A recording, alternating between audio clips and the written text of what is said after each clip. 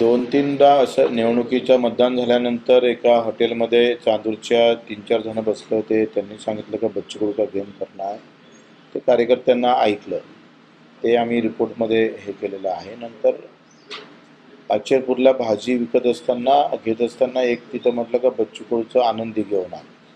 त्याचा तपास लागला. त्याचा मोबाईल नंबर भेटला. तो गडचिरोलीला राहणारा आहे. त्याचा काही फार उद्देश नव्हता. सहज त्याने बोललं होतं. नंतर मग निवडणुकीच्या दरम्यानमध्ये पासून तर आत्तापर्यंत सारखे अपघाताच्या वार्ता केल्या जात आहे.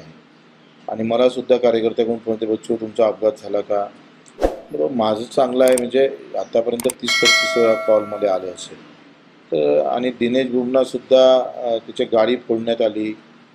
दिनेश बुब नावाचा एक मूर्तिजापूरच्या माणसाला सुद्धा मारहाण झाली आहे आणि तो अमरावतीचा निघाला आहे.